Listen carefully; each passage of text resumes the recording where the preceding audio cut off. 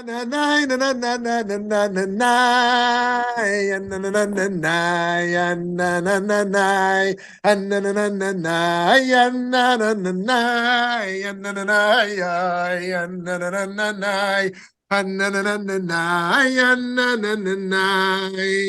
shalom, friends. I'm sorry for the technical difficulty. It seems the internet just went out, but I've got this backup device, so we are good to go. I guess it couldn't take the simcha of the Chag Sameach. Recording it was too much. Oh, very nice to see you all. Thank you for being here. And last week we started our intro session on transformative psychology studies and theories. And today we're going to dive into our first topic. It should say class 2. Well, class 2 is fine. Yeah. So as always, no one theory I want to propose is going to accurately and comprehensively get us to where we want to get. But we want to understand each field in its own right, so that we can, kind of put the puzzle together with all the pieces. And today we're going to look at behaviorism, behavioral psychology. Let's start with a poll question. When I want to create change in my personal life, in how I'm living, I find it most effective to primarily adjust my thinking, alter my emotional state, or change my behaviors directly. This is a timely question because we all were just thinking about this last week. Were you mostly thinking about how you want to shift how you're thinking about your life, how you are feeling in your life, or behaviors in particular? But in coming out of Yom Kippur, what was your big intentionality? I'll give you a few more seconds here. Okay, very interesting. I'm surprised, actually, but interesting. 50% said they were thinking about adjusting their thinking. They want to have a different perspective. Nobody said it was about adjusting kind of an emotional state. And the other 50% said it's about directly changing behaviors. All right, very interesting. And that'll become relevant in some of our other explorations. So, friends, we begin our journey by exploring the ideas related to the field of behaviorism. This vivid and dynamic school of psychology emerged in the early 20th century, radically challenging the previously dominant introspective and psychoanalytic approaches. At its core, behaviorism is about studying and reckoning with the observable behavior of an individual or group. The locus of attention of those who subscribe to this field is the role that environmental factors play in shaping individuals' actions and reactions to events. It was advanced by B.F. Skinner, who brought scientific rigor into psychology with a focus on the empirical approach for the study and prediction of behavior. Indeed, behaviorism can lead towards interpretations of how behavior is modified, controlled, and understood through the use of reward and punishment systems. Okay, now I chose Skinner, although we could have talked about Watson, John B. Watson, J.B. Watson. We could have talked about Ivan Pavlov, like Pavlovian psychology. Skinner was actually less extreme than Watson, because he believed we do have a mind. There is mind to understand, but that it's much more productive to just observe behaviors than try to guess at subjective states. He thought a lot of the psychoanalytical stuff was just kind of guesswork. These behaviors are, as I mentioned, going to be driven by reward and punishment. Think about how many people think about 4-year-old children, or how they train a dog. Not that those two are the same, of course, but it's through rewards and punishments that one engages, right? So when I think back to me, I was born in Canada, and when you're 2 months old in Canada, you start ice skating. They put you on ice skates when you're 2 months old, and so they would tell me to skate from one side to the next, and if I got there, they'd give me an M&M, right? And so I would skate back. They'd give me an M&M. I was like 3. And one day they said, all right, now that you're into skating, there's no more M&Ms. That was my last day ice skating in my life. I quit. Right? So it was true. Like, I was in it for the M&Ms. And I think that that's developmentally appropriate for how people make decisions. Now, something is wrong if someone's 60 and every decision is based on reward and punishment, right? But anyways, so Skinner here is saying in parenting, in educating, in how we structure society, right? Incentives and benefits for how people participate in society, we want to reinforce based upon these rewards and punishments. So let's say there's a teenager and the first time they take a few shots of vodka, right? The result is they get into the social group they wanted. Very reinforcing. Let's say the first time they take a few shots of vodka as a 14-year-old, 16-year-old, right? It leads to a school suspension. Also very reinforcing. So these experiences with what happens when I experiment, what are the results of my experimentation, are very formative. So Skinner remains a fascinating figure in the history and field of modern psychology. Though he originally dreamed of a path where he would be a writer, he veered and received his PhD from Harvard in the early 1930s. After he graduated, Skinner remained in Cambridge and worked as a researcher before taking academic positions at the University of Minnesota and Indiana University. Eventually, he returned to Harvard as a professor and stayed there until he retired. While at Harvard, Skinner delved deeply into the study of observable behavior and pursued a field of operant conditioning, using his now iconic Skinner boxes to study how rewards and punishments shape behavior. Skinner was influenced, as mentioned earlier, by J.B. Watson's philosophy of behaviorist psychology, which rejected not just the introspective method and the elaborate psychoanalytic theories of Freud and Carl Jung that we'll come to later, but any psychological explanation based on a person's mental state, whether it's beliefs or memories or desires. Skinner's intellectual contributions to behaviorism were paradigm shifting as his ideas have found their way into practical applications in education, therapy, and even how we think about free will and human nature. He's most well known or infamous for developing the theory of operant conditioning, which suggests that behaviors are modified by their repercussions. Skinner's work placed a deep emphasis on the role of the environment in shaping behavior. To study this, he created a device known as the Skinner box, a contraption designed for rats that allowed for the controlled observation of a stimulus. The box typically includes a lever or button for the rat to press, which triggers a reward like food or an aversive stimulus, allowing researchers to systematically observe and measure behavior under controlled conditions. Turns out rats and humans actually have a lot in common, and that's why they're typically used. But nonetheless, rats are one thing, but what does behaviorism attempt to tell us about humanity? What does this field reveal about the nature of human beings as animals or as more enlightened creatures? The behaviorist ethic and approach has the ability to reveal profound insights into how individuals respond to external stimuli. At the most essential level, behaviorism prioritizes the study of observable and measurable behaviors. Skinner believed that psychology should focus on behaviors that can be quantified through observation rather than on internal mental states, which are nearly impossible to measure scientifically, he believed. Behaviorism is predicated on the notion that behavior is primarily determined by environmental factors rather than anything inherent to the person. So, as mentioned, Skinner's most vital contribution to behaviorism is the theory of operant conditioning. Basically, operant conditioning describes how behaviors can be strengthened or weakened by the consequences that follow.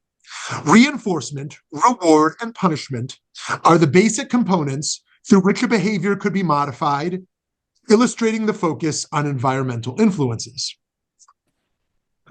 Think if you are a doctor and you're trying to persuade a patient. Think if you're a teacher trying to persuade a student. Think if you are a politician trying to persuade your citizens, and so on. Skinner's experiments and concepts of reinforcement and punishment, both positive and negative, are central to behaviorist conceptualization. These mechanisms explain how behavior can be increased or decreased based on the consequences, aligning with the behaviorist view that behavior is a function of its consequences. Skinner advocated for a scientific approach to studying behavior, utilizing controlled experiments and empirical data. His invention of the operant conditioning chamber, the Skinner box, allowed for precise measurement and manipulation of environmental variables, exemplifying the behaviorist attention on utilizing precepts of the scientific method in field research, having certain controls in place. Like Skinner, Ivan Pavlov focused his research on conditioning, famously demonstrated through his experiments with dogs, where he showed that a neutral stimulus, when paired with an unconditioned stimulus, could elicit a conditioned response. His work provided a clearer understanding of how associations between stimuli and responses are formed. Unlike Skinner's research, which focused on voluntary behaviors shaped by rewards and punishments, Pavlov's work deals with involuntary, automatic responses. Today, we see behaviorism as an essential function of the human condition, when observed from an objective, dispassionate position. In clinical psychology, principles of behaviorism are used in therapy to treat various disorders. Techniques like systematic desensitization and contingency management are widely used in therapeutic settings to treat psychological disorders and are based on operant conditioning. In the field of education, Skinner's work has guided particular teaching methods and classroom management strategies. With the use of operant conditioning, positive reinforcement is the primary method to encourage desirable behavior in students. And most interesting to us, Skinner's notions of behaviorism bear immense philosophical and epistemological implications, challenging traditional notions of free will and suggesting that behavior is a product of environmental conditioning rather than decision-making guided by the self. Right. Also, here would be an interesting conversation around marketing, right? How much marketing is also, influenced by these environmental subconscious messages that are produced, why people buy what they buy. When thinking broadly about the human experience, every person is designed as an intriguing tapestry woven from external influences, internal beliefs and values, and ultimately choices that define a person's sense of self. This thought becomes particularly absorbing when examining the intersection of two seemingly distinct systems of interaction of behaviorism and traditional Judaism. While seemingly at odds on the surface, a closer examination reveals a nuanced yet tense interplay between the two, shedding light on the intricate relationship between external conditioning and internal belief systems. Through this framework, traditional Judaism's emphasis on mitzvot that guide daily life is prominently showcased. Practices such as, various traditions that people engage with serve as forms of reinforcement from a behavioral standpoint. Through repeated actions, religious teachings, and community support, these rituals become deeply embedded and immersive habits in people's lives. The mitzvot as conditioning. We can find this idea consistently in traditional Jewish sources, such as where it says, the hearts are drawn after the actions. This is Sefer HaChinuch. And even if a person is perfectly righteous and their heart is straight and innocent, desiring of Torah and mitzvot, if they shall constantly deal with improper things, comparing it to someone who has forced by the king to work a wicked craft, if they constantly work in that wicked craft, eventually from their righteousness, they shall have become completely evil. For them, for Sefer Chinuch, it's all about habituation. It's all about this consistency. So what do we see? Through this reading of foundational Jewish ethics, repetition of an action instills a certain sense of belief. This repetition, the things that we do consistently every day, whatever they may be, for positive or negative outcomes, align with the core behaviorist principle championed by Skinner. where desired behaviors are reinforced through action. And just as Skinner used rewards to influence behavior in his experiments, Judaism, or parts of it, employ positive reinforcement through various processes, including mitzvot, but also the intimate and unique satisfaction that comes from fulfilling these types of obligations. Pirkei Avot teaches that while acquiring wisdom through learning is, that while acquiring wisdom through learning is crucial, it is the application of this knowledge through actions that holds true significance, right? How do you put your learning into action? The famous saying, study is not the most important thing, but actions are, underscores this precept. Think of this tenet as if it's a seed left unplanted. Knowledge without action remains unfulfilled, like a seed unplanted. The actions of every person, from the average worker to the King of England, bear real-world consequences, and living a life guided by Jewish values positively impacts both ourselves and the world. The ideal, I believe, is to strike a balance between learning and action, striving for a life enriched both through knowledge and deeds. If we concise this insight, it says over here, it is said of a pious person who passed by an extremely foul-smelling carcass of a dog. His disciples said to him, "How foul-smelling is this carcass?" He answered them, "How white are its teeth?" And they regretted in having spoken disparagingly about the carcass. The way we speak, their teaching, also molds us, and so our consistent actions and speech over time will determine and shape our character. Humanity's default is to go towards the negative, and this natural negativity reinforces pathways for demoralization and gloom, bordering on catastrophizing. Can I say it? Catastrophizing every bad element of our world. Positive language and positive attitude, even in the darkest of circumstances, rewires neural pathways that replaces doom with hope and inspiration. It highlights potential, fuels achievement, and fosters a sense of self-belief. By using positive language, we can change our own outlook and create a more heartening environment for ourselves and those around us. The idea of divine reward and punishment in Judaism further solidifies the connection to operant conditioning, a key component of behaviorism. The belief system holds that God rewards good deeds and punishes transgressions. The idea being that, as one modern person said, I can't live in a world where Hitler and the child that Hitler killed have the same ultimate fate.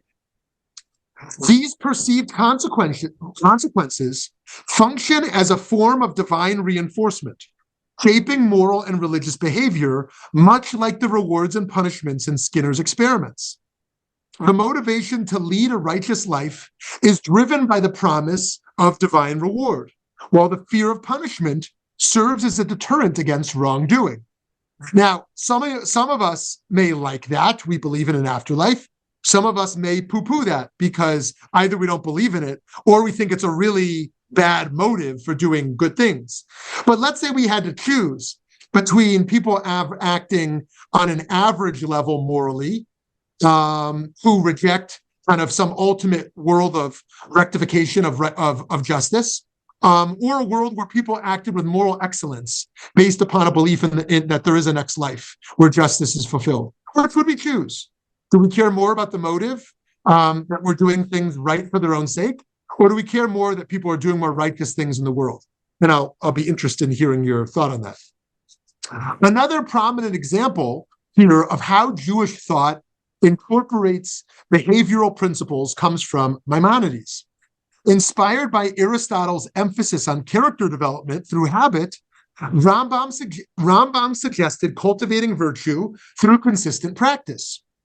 His analogy exemplifies this. If you have 1,000 coins, give one coin 1,000 times. Each repeated act of charity strengthens the disposition towards charitable behavior. You know, it's interesting, being in the being in fun. You see everything. You see people who it's the exact same date every year where they make their annual gift, or it's totally unpredictable. It's just when they think of it. Or some people set up recurring gifts, or some people like to give every 2 weeks, when they think of it. Some people like to give frequently, and some people one time.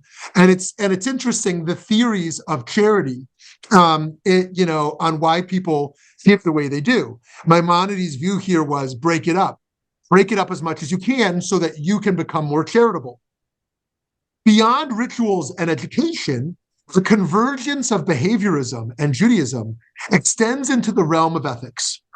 Judaism places significant importance on ethical conduct and moral decision-making, which aligns with the behaviorist idea that behavior can be influenced by the environment. The Jewish community acts as a powerful environmental force, reinforcing ethical behaviors through social acceptance and community support.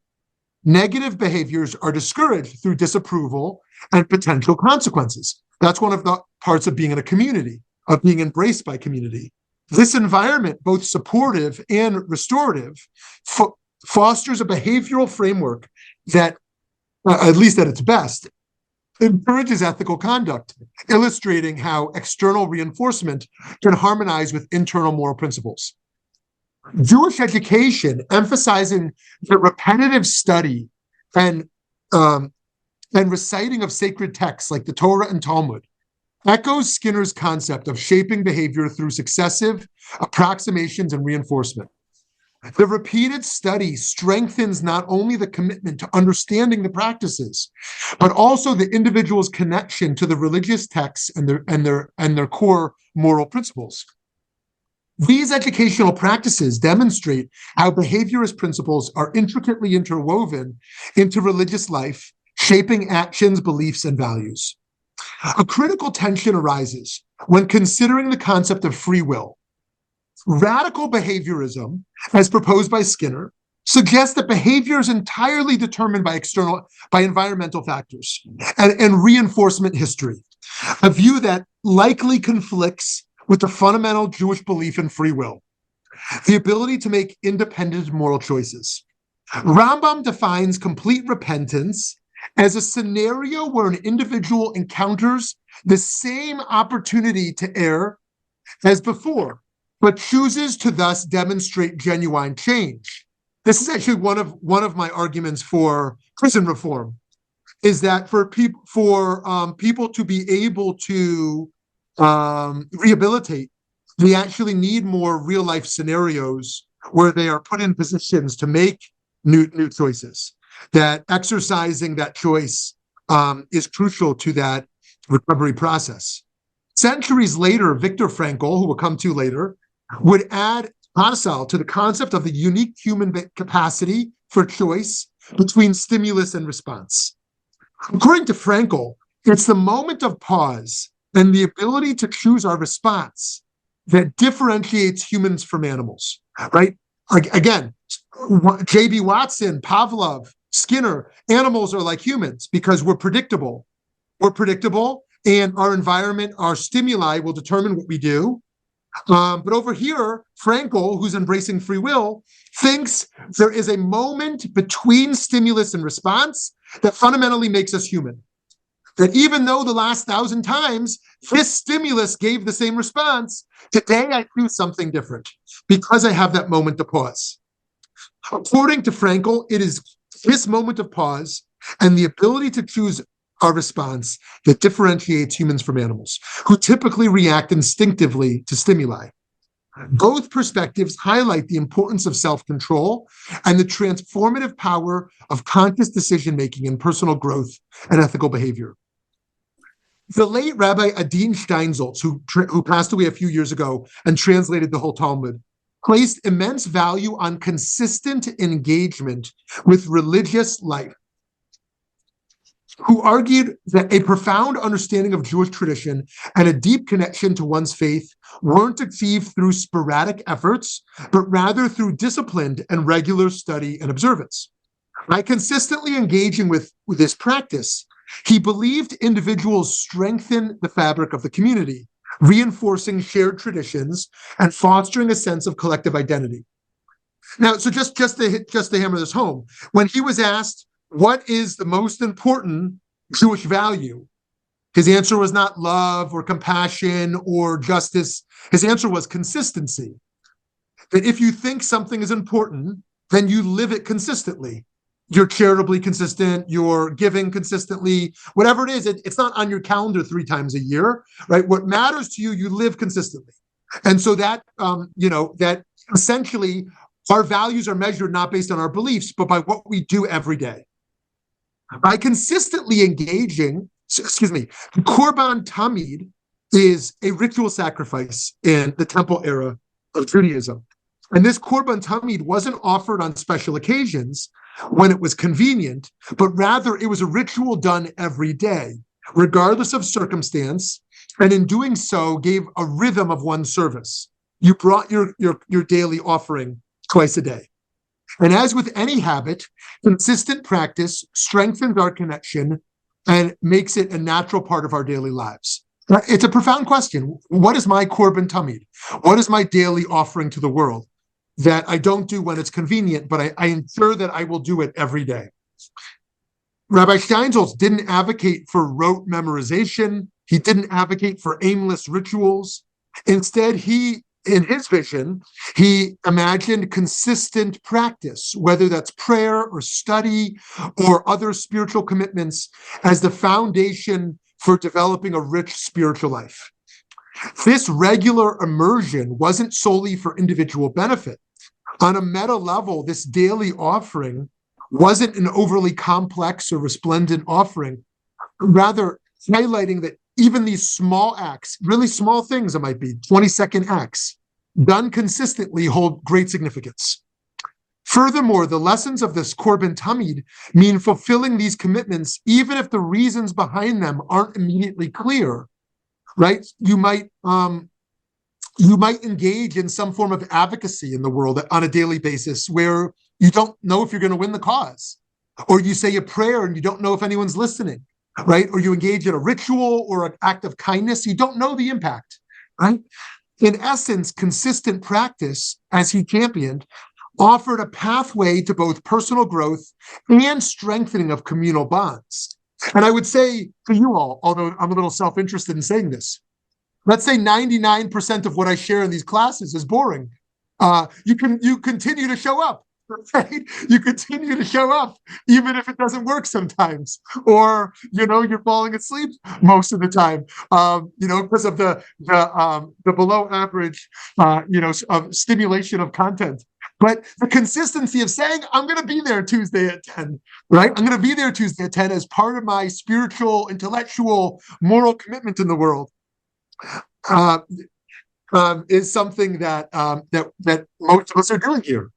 The Midrash, the famous rabbinic teaching where Rabbi Yochanan ben Zakkai advises to finish planting a sapling, even if told the Messiah has arrived, emphasizes the Jewish value of balancing spiritual aspirations with everyday responsibilities.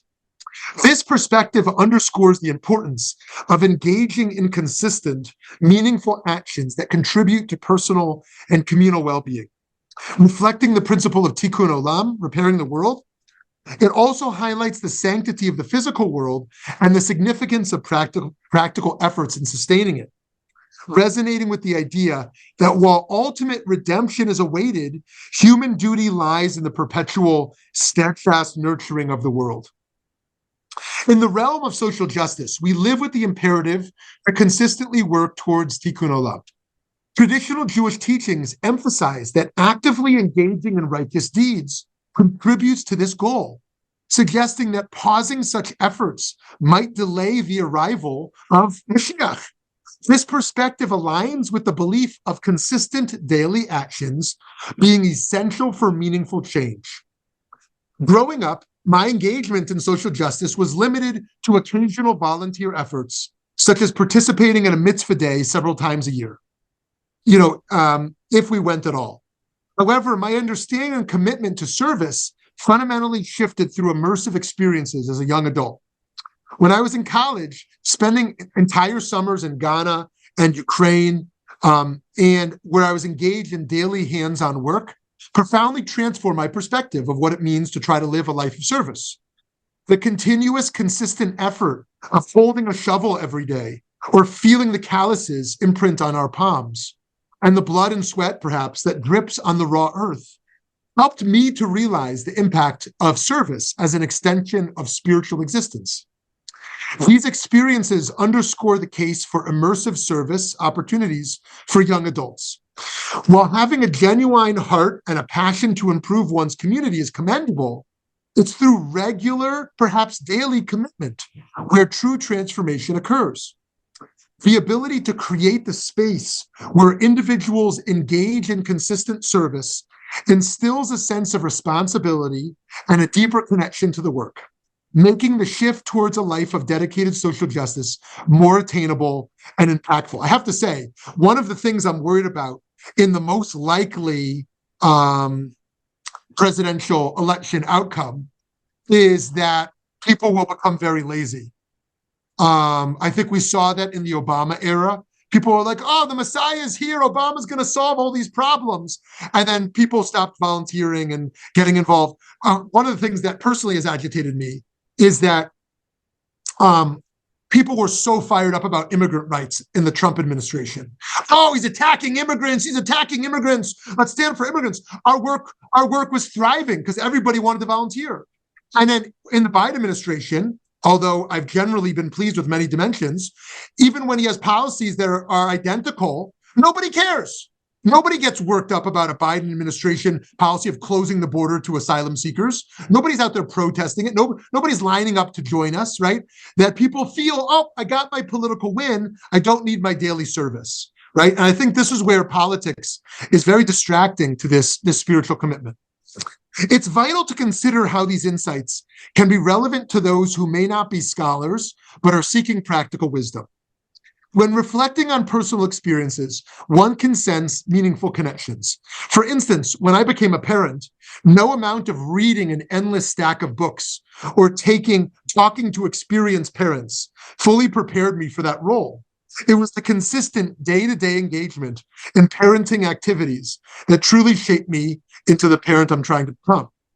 My growth as a parent was not driven by ideology or intellectual commitment, but by the consistent actions and routines that define my daily life. Friends, as we move towards a conclusion here, this concept of incremental growth can also be reflected in Jewish practices such as counting the Omer, the days between Passover and Shavuot, which are considered 49 days dedicated to self-improvement and spiritual growth. Each day presents an opportunity to make minute yet meaningful changes, emphasizing the idea that growth is a gradual process built through consistent effort, not with big spaces on the ladder, but little spaces on the ladder. This notion aligns with a famous debate in the Talmud about whether learning or action is greater, as we hinted to earlier, and as we've mentioned many times, because it's VBM's favorite passage. Rabbi Tarfon argued that action is greater, while Rabbi Akiva maintained that study is greater. Ultimately, the consensus was that study is greater because it leads to action, highlighting the interconnectedness of knowledge and practice. To conclude, the exploration of the intersection between Skinner's behaviorism and traditional Judaism reveals a fascinating relationship between external conditioning and internal belief systems. Behaviorism can show, though not with complete authority, how rituals, observances, and environmental factors influence religious and moral behavior through reinforcement and habit formation.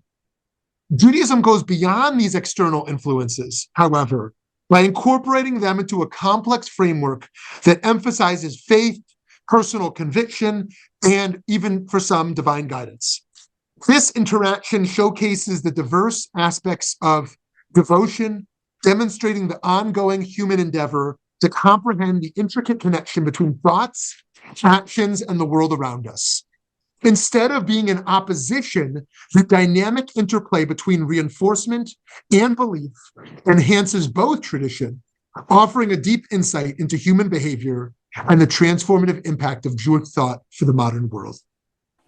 Okay, friends, I hope this opened many questions and thoughts for you, either praise for behaviorism, critiques of behaviorism, how you think it's playing out in your life, when you think behavioral change, what are the tools you think about to encourage that behavioral change, and where it doesn't work. Some people think of cognitive errors, thinking errors, right? Some people are thinking about other forms of conditioning. And I would now love to open up the conversation with you. I'll start. I actually teach health behavior theory to future healthcare providers. So a lot of those things come to mind, and we are really focused on behavior, but a lot of times that antithesis might be to change not just your thoughts, but how you really see yourself, like from the inside out. Because if you see yourself a certain way, it's a lot easier to do things. And another one of the things that we like to use as incentives are like internal things like skill building, opportunities. You were talking about opportunities to practice, recognition, like those type of things that can be self-motivating. Because if your motivator is external, you're whatever the health behavior is that we're trying to get someone to do, like it needs to come from inside. Okay, awesome. I love all those thoughts. So yes, in case you don't know, our friend here, she's a hero in the community around health issues on a communal level, and has just been a great partner to us. And this has grown a big part of the work we do here in thinking about communal health issues on many levels. And so thank you for what you do. And I hope you'll continue to share those thoughts with us, because I think it's exactly right on what we want to be thinking about. Part of this is about ourselves and our own lives. Part of it is around, for example, let's say you're pro-vaccine. Maybe not everyone here is pro-vaccine. Maybe you're somewhere in the middle of anti-vax and pro-vax. I don't know, wherever you are. Am I frozen? No, okay. So wherever you are, let's say your goal is to get more people to get vaccinated. Or let's say your goal is, whether it's the flu shot or the COVID vaccine, or whatever it is, or let's say you want to get less people smoking, or a whole bunch of other things. What approaches do you take in your communal, in your communal engagement? And as was shared, how do we move from just external stimuli to intrinsic motivation? That's an interesting move. When we move from just doing something with some benefit into there being an intrinsic motivation to want to do the healthy choice. Sometimes we make a healthy choice because we're afraid of having another heart attack, or because we're afraid of our diabetes, or because we're afraid of the social, stigma, whatever it is, or because someone's watching us. I had a great grandfather and a great grandmother and he had his chair positioned behind her when they were watching TV. But somehow when he would sneak out of his chair to go get a treat when they're watching their late night TV, he would hear him sneaking out of his chair to go get this little treat. And she said, "Sam, what are you doing back there, Sam?" And he would count, with his head down, he'd come back to his chair, right? Because he got caught in cases, right? But the other interesting thing around substance abuse, I've always been intrigued by the fact that, and maybe some people here are recovering addicts, I don't know, but I've always been intrigued by the idea that someone who has been sober for 30 years continues to call themselves an alcoholic. Going to what you were saying about identity, and like, how do we shape our identity around these behaviors? Even though I've been sober for 30 years, I identify as an alcoholic because I know how easy certain external stimuli can trigger me into a relapse, right? And so I have to always be on guard of those triggers towards a relapse. And so I need to keep that identity. Now, in another case, it might be harmful. Should I be identifying as a felon or an ex-felon, right? When I'm, 5 years out? I'm personally in favor of not having checked the box, out there where people have to consistently identify as ex-felons. I think that hurts their re-entry process in society. It hurts their self-identity and a whole bunch of other things. And so where does reinforcing past problematic behavior help? Like saying I'm an alcoholic. And where does it hurt? Right? Where it stigmatizes and the like. Okay, lots to say there. But Sarah, over to you. That was a lot. So first of all, the poll, I wanted to check all three boxes. I felt really constrained by making one choice. I think the emotional that got no votes is incredibly important. And I guess I'm basing some of that on what I'm learning about dog training as I'm trying to retrain an adopted 6.5-year-old dog. And as I'm reading, it's about reinforcing the emotional part of the reactivity. And so I guess I never really thought about that quite so much until I realized, yeah, we overindulge in anything, whether it's alcohol or food or whatever, because we think it makes us happy. Even if that's instantaneous and fleeting, it's about that emotional piece and how we feed that emotional piece in our being. So that's just the poll, and that was really difficult. I appreciate bringing up the addiction part.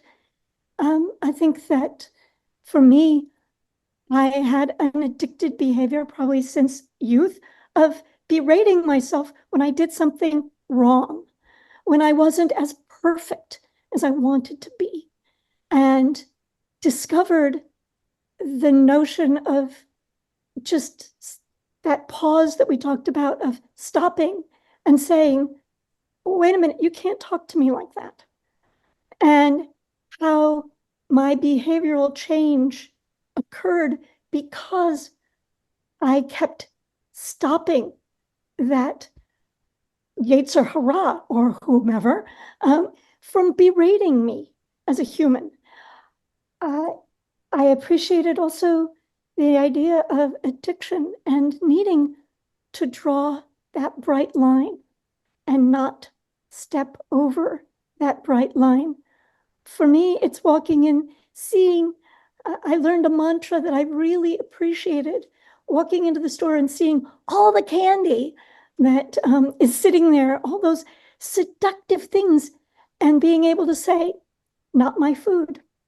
And being able, when I hear that voice, reminding me, that very small voice, I'd like to believe that that's the divinity in me, that I'm finally hearing, but reminding me that I do have choice and that it's not always about those externals that I am so drawn to, that I can make other choices to feed my soul that don't necessarily include anything resembling chocolate.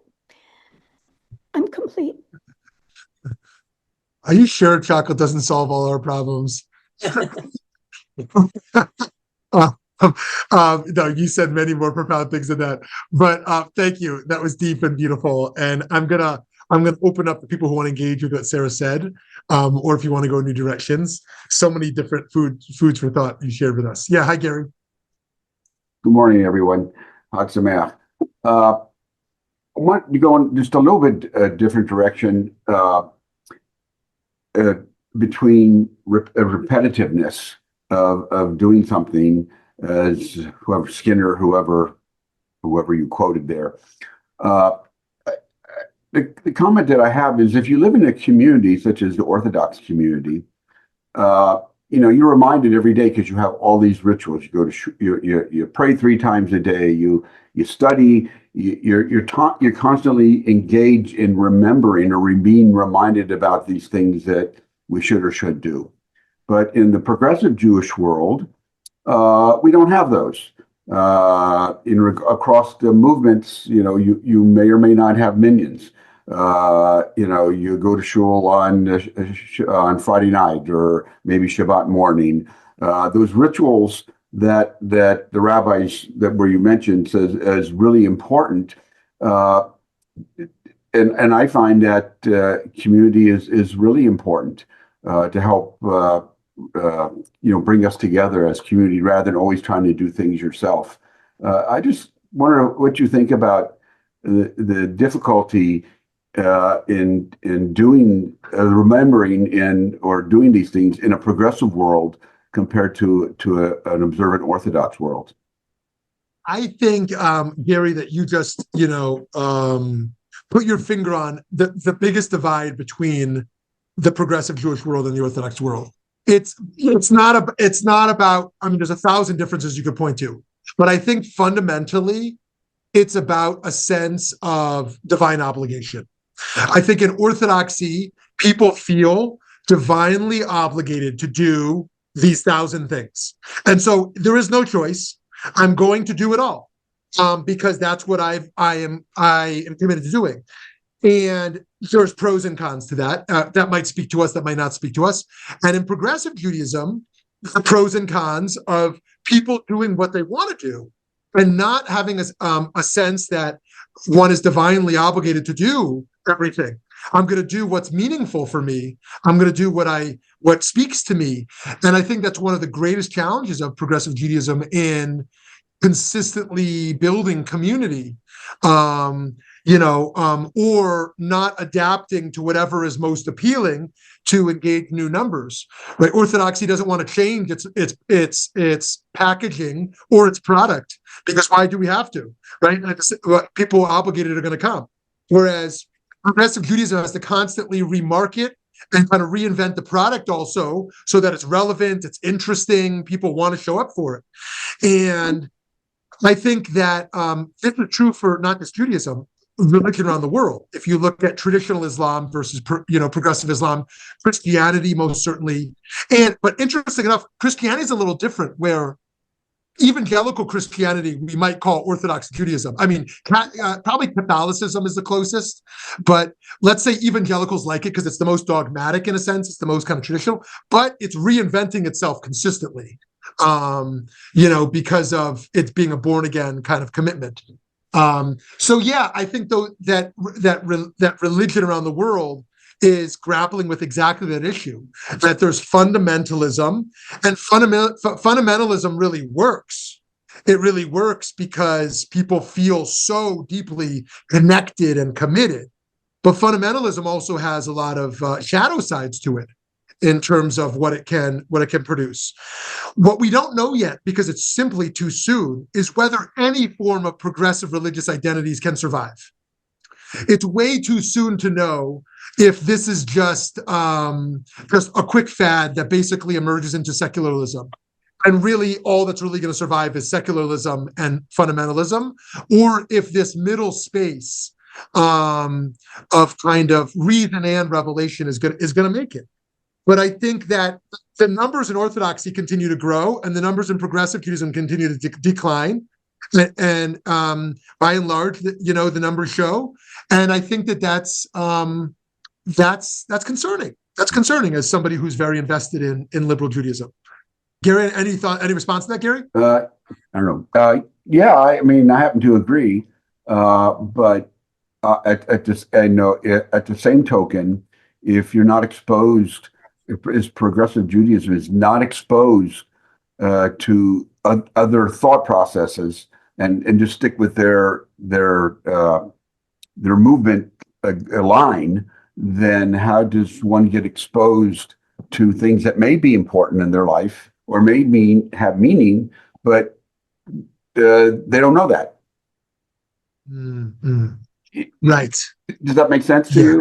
Yeah. Yeah. So what I think you're saying is like that if the high majority of Jews participate once or twice a year in something, there's really no poignant potential for it to have any impact on the way somebody lives.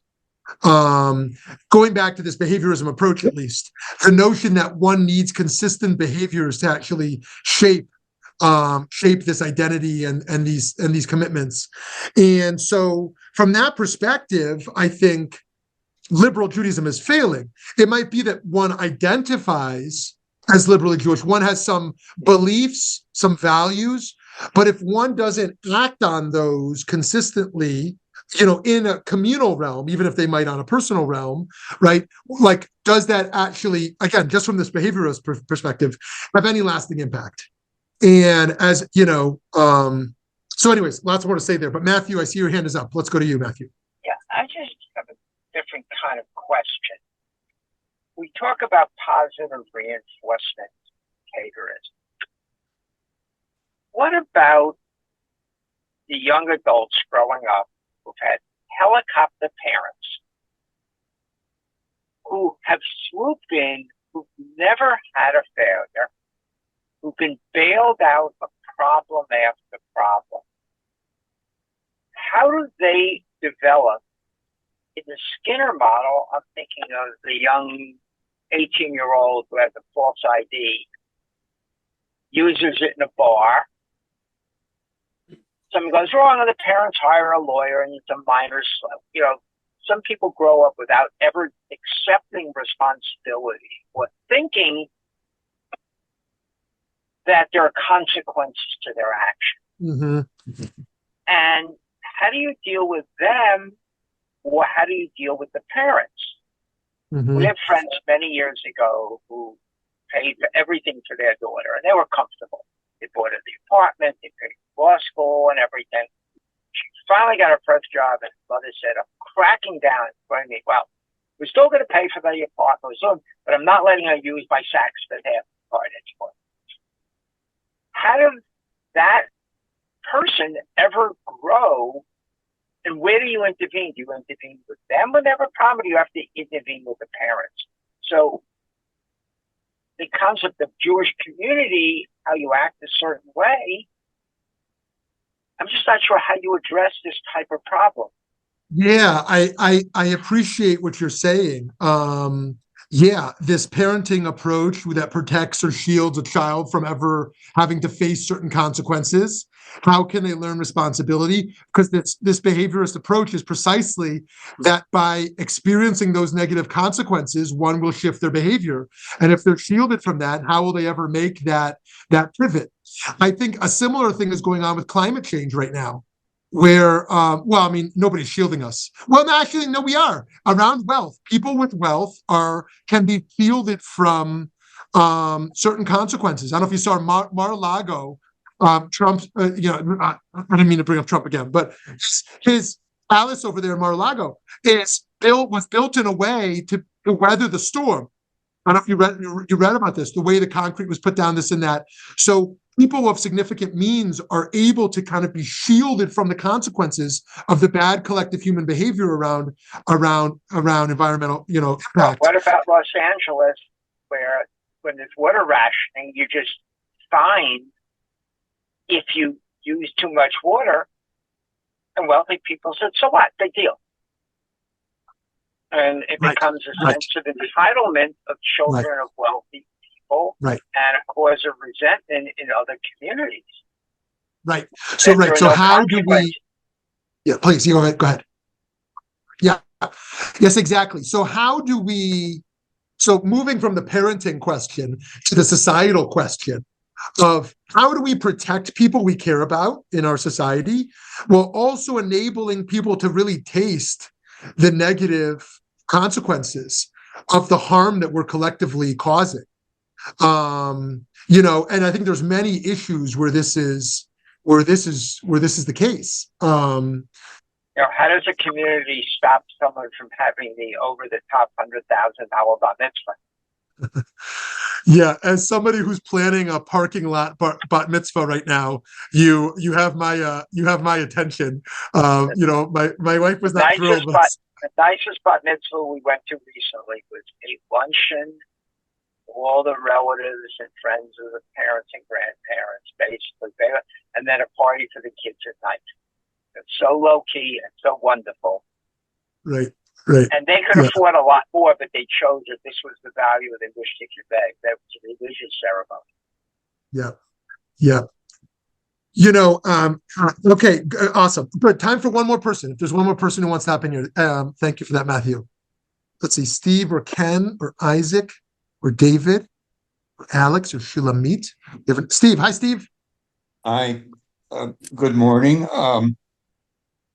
As a person who has mentioned many times, I don't believe in a personal God, but I believe that what we attribute to the demands or expressions of a personal God are actually innate. When you see a country-wide disaster, natural disaster, you see people of every persuasion, our God, their God, no God, yes God, running to help. And I think there is something unique about us folks that makes us want to serve. The question is an annoying question that I'm going to ask. If there really was no personal God, would the need to serve disappear? I don't think so. Okay, that's a fascinating theological question you leave us with. Just one personal reflection on the natural disaster. I personally had the opposite reaction for myself. I've been bothered by why I'm not more bothered by this natural disaster. When I think back in my life to Katrina, I was so riled up. I wanted to volunteer, fundraise, get involved, raise awareness. And here I'm just like, oh, it's so terrible. And I've done so little. And I think about what's changed in my life, that I'm less responsive to natural disasters than I used to be. And I'm sure we all have cases like that throughout the decades of our lives. Why are we more riled up sometimes and other times less? If you were alive in 1967, maybe you had a reaction to what was going on in Israel different than now, what makes us roll up our sleeves. And I'm glad, Steve, that you're seeing people, diverse people really getting involved, which I certainly see happening. And I wonder, this is top 10 questions of this whole series. How do we cultivate a human elevated spiritual consciousness where we care about each other? How do we cultivate a collective sense that everyone matters and I'm willing to do what I can do to help take care of other people? How does psychology and Judaism help us to cultivate in us and people around us this sense that we're all in it together? It's not a zero-sum game. It's not me getting ahead at the expense of others. We all want to advance. And I don't think there's easy answers to that, but I appreciate being on the journey with you all. I look forward to seeing you next Tuesday if you're with us. And I hope you will, if not for the content, but for the consistency of showing up. Have a great day.